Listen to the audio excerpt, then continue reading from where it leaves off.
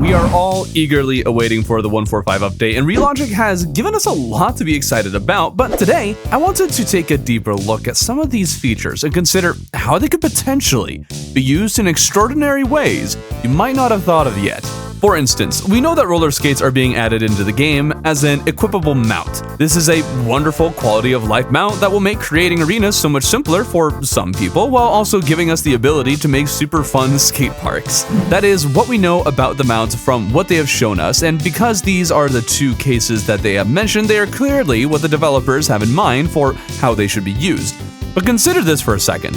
For one, frozen slime blocks are now a redundant item. Granted, they are something that is pretty niche in the community, and I'm sure some of you listening to this didn't even know that these blocks existed, and even if you did know, you likely wouldn't go out of your way to farm for frozen slime blocks because what exactly would you use them for? The roller skates are in every way an upgrade to frozen slime blocks with only one exception.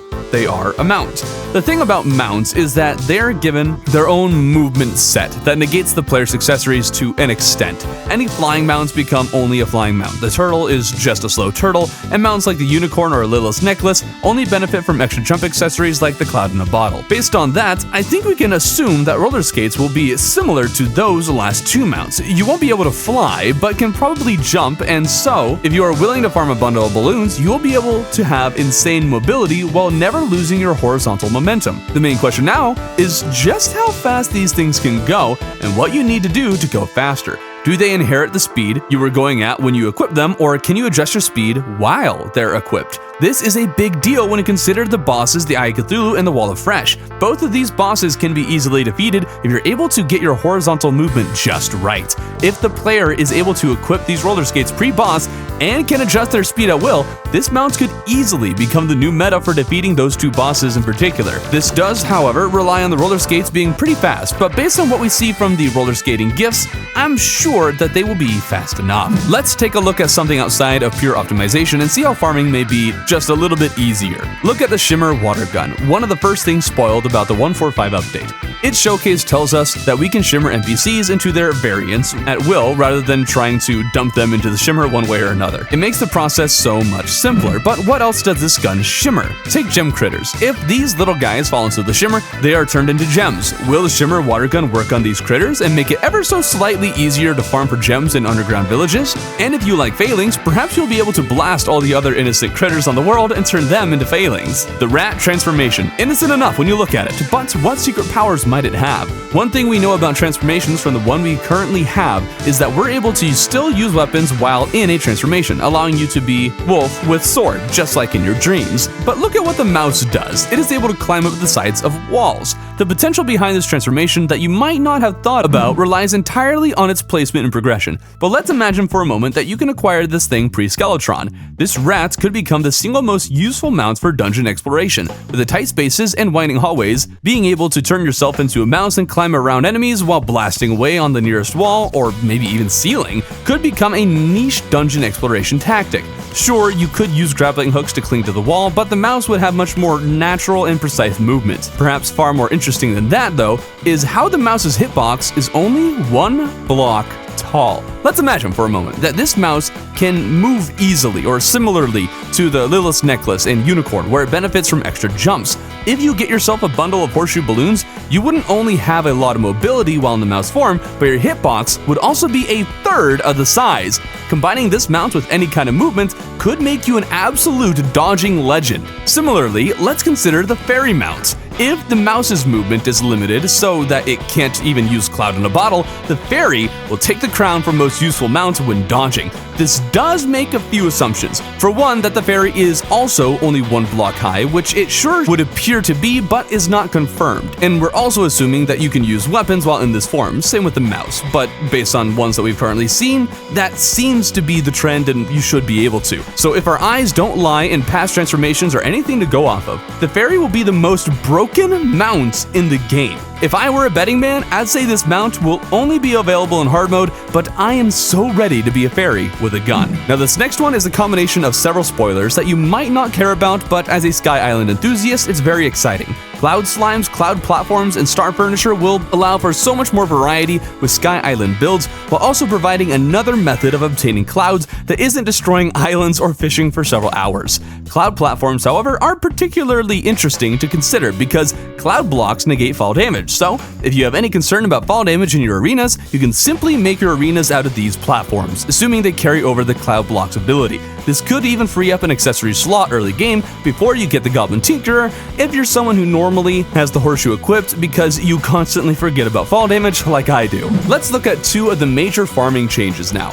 There's the stress ball accessory that allows for automatic attacks when not moving, and the new hopper storage system. First, the stress ball. It's obvious that this thing was designed for farming AFK, and as someone who finds doing that silly, I find this accessory to be quite silly, but I understand a lot of you probably are very excited about this. But let's think of a use case outside of standing around your cheeky little farms. How well could this thing work as a boss-destroying weapon or even a PvP sweeper?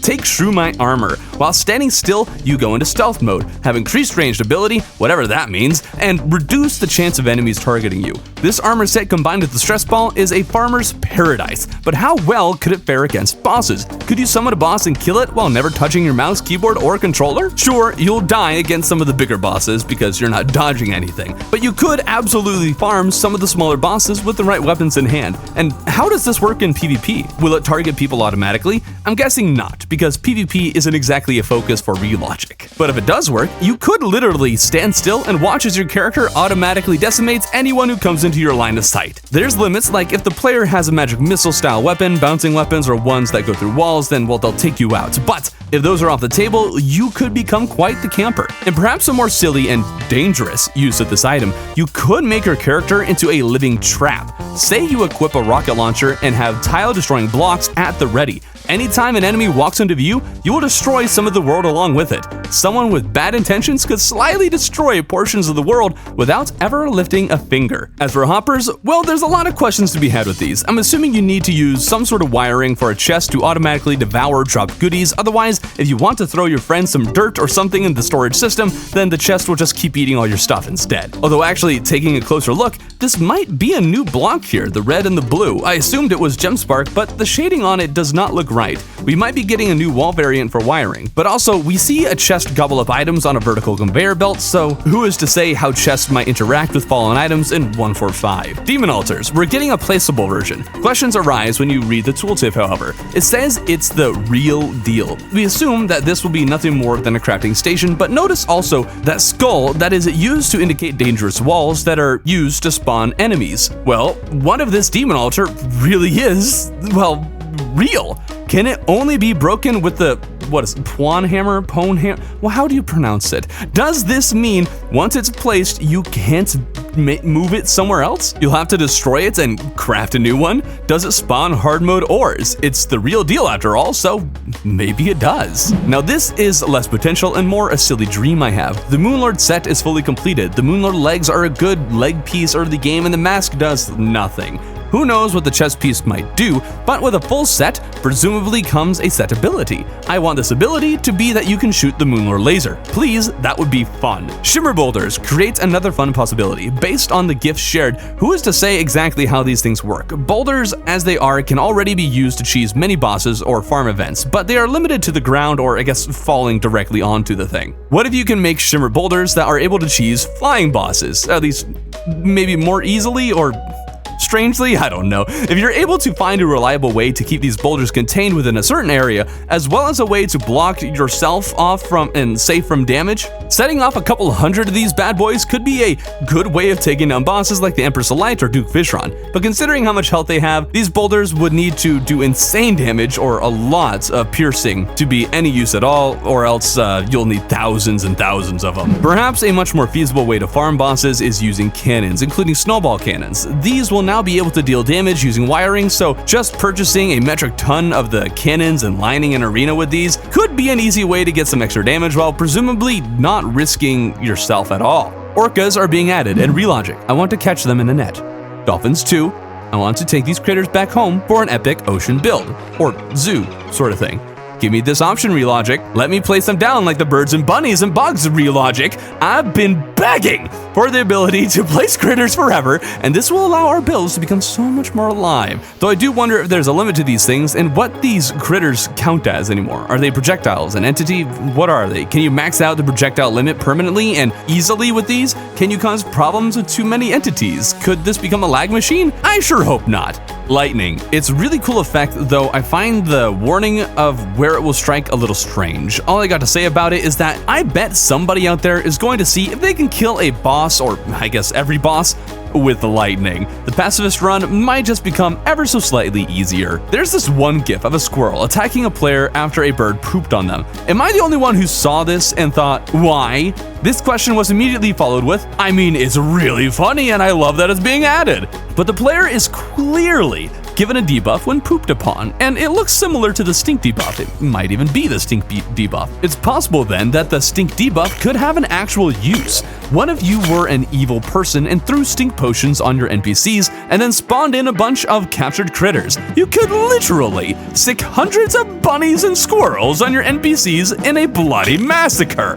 You know, assuming bunnies have the same behavior as a squirrel here, but yeah, I think it will. This does, of course, make a few assumptions. One, that this is the stink debuff, and two, that the aggressive squirrel will attack NPCs. In fact, let's say that this is the stinky debuff and passive mob behavior is consistent across the board. Could you capture an army of squirrels and stacks of stink potions and use a squirrel army to beat the game? I beat Terraria as Squirrel Girl. It's a video that must happen. Phase Blades, a weapon long abandoned by the community, is receiving a much needed upgrade. I wonder if it counts as true melee anymore now that you can throw it, but of course the most interesting thing is how you can stick it to the ground and switch to another weapon. How many Phase Blades can be stacked with this ability? I think it's fair to assume right click is how you throw the blade, and by holding right click it gets stuck in the ground. This would let you switch to another weapon. Say you grab another Phase Blade and very quickly throw it. The first Phase Blade will start returning while the other is now flying. What would happen if you hold the right mouse button, or whatever one you need, to stick them into the ground before the first one returns to you? You might be able to have 2 Phase Blades stuck in the ground at a time while using another weapon. Maybe even 3 Phase Blades if you're really fast. I wouldn't doubt Relogic will be taking away the ability to even use a second Phase Blade while one is out, but if they haven't considered this, or I guess just aren't interested in stopping you from doing it, you could have a barrier of Phase Blades on either side of you while playing normally. This method would be great for invasions like the Old One's army. Even if you can only have one, it's still free damage, like a Clinger Staff. Keeping a Phase Blade in your hotbar just for that little extra damage might become a new meta. And finally, we're going to end with a little trolling. We see that slimes will change colors when they are in differently colored grass.